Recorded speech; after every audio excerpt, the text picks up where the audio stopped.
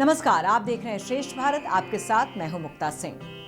राम मंदिर प्राण प्रतिष्ठा की तैयारियां जोरों पर हैं। दुनिया भर में न्योते भेजे जा रहे हैं। मंदिर ट्रस्ट के मुताबिक 8,000 लोगों को निमंत्रण भेजे गए हैं।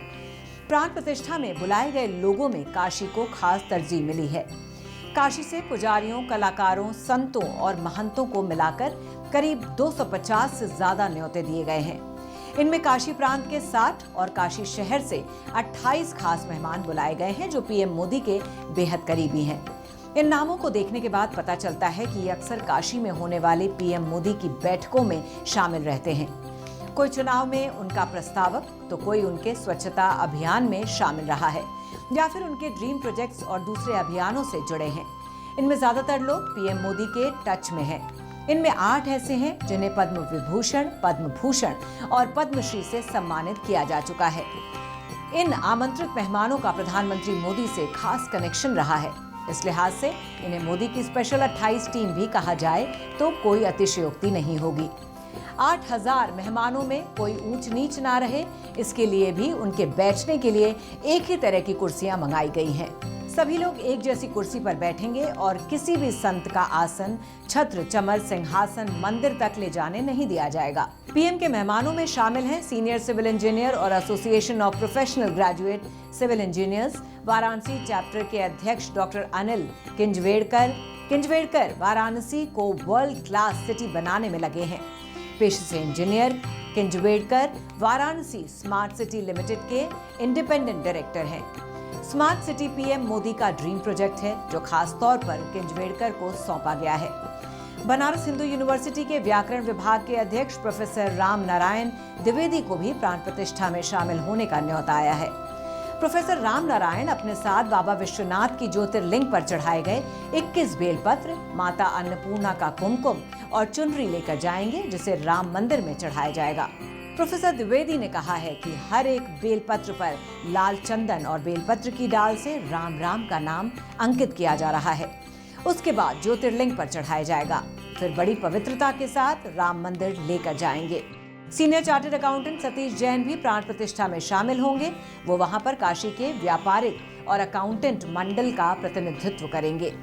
भगवान रामलला मंदिर के निर्माण में बड़ा रोल अदा करने वाले विश्व हिंदू परिषद द्वारा संचालित महर्षि वाल्मीकि सेवा संस्थान से सतीश जैन पिछले 20 साल से जुड़े हुए हैं। स्वामी जितेंद्रानंद स्वामी को भी न्योता मिला है। उन्हें खास तौर पर दक्षिण भारत से आने वाले संतों के साथ कोऑर्डिनेशन की जिम्मेदारी दी गई है। दक्षिण भारत से आने वाले संतों को हिंदी नहीं आती है, ऐसे में जितेंद्रानंद स्वामी उनकी मदद करेंगे। इसके अलावा पंडित छन्नूलाल मिश्र महाराज को भी खास बुलावा भेजा गया है। पीएम मोदी काशी यात्रा के दौरान अक्सर छन्नूलाल मिश्र महाराज से मिलते हैं।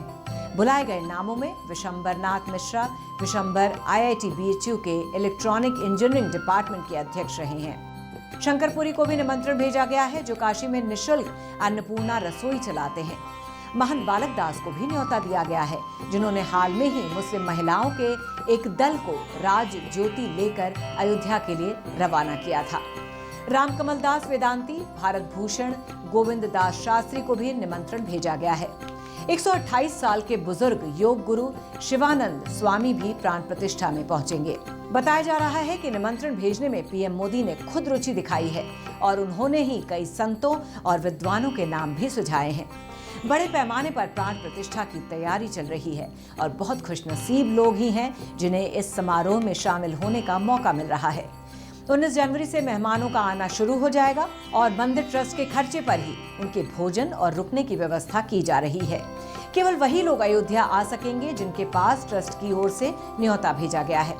इसके अलावा कोई और अयोध्या में एंट्री नहीं कर सकेगा। मेहमानों को अपने साथ निमंत्रण कार्ड लाना जरूरी है और साथ ही उन्हें आधार कार्ड भी लाना पड़ेगा।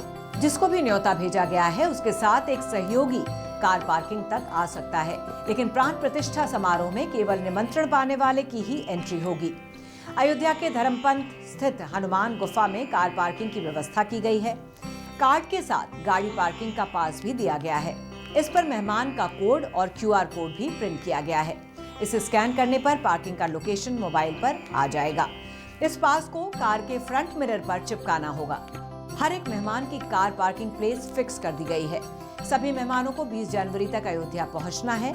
सरयू किनारे बन रही टेंट सिटी और नगर के होटलों में कमरे बुक कराए गए हैं। तो फिलहाल की इस खबर में बस इतना ही। आप देखते रहिए श्रेष्ठ भारत।